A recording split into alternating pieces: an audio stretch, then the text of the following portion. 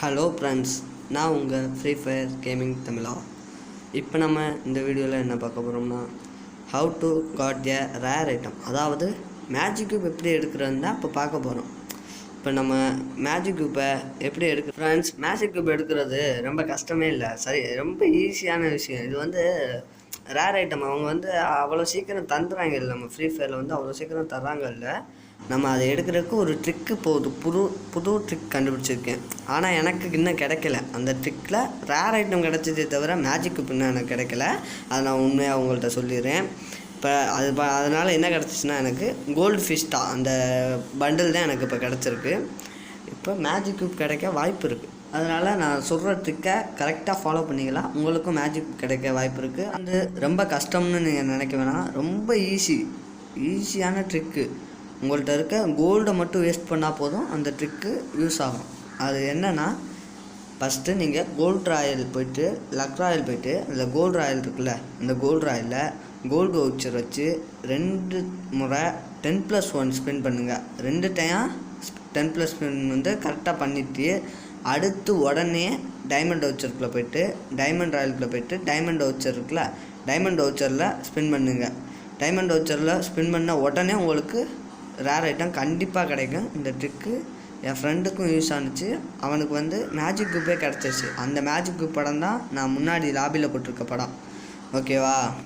இன்னும் நம்ம சேனலை நீங்கள் சப்ஸ்கிரைப் பண்ணலைன்னா சப்ஸ்கிரைப் பண்ணிங்க, பிடிச்சிருந்தால் லைக் பண்ணுங்கள், அதே மாதிரி கமெண்ட் பண்ணுங்கள்.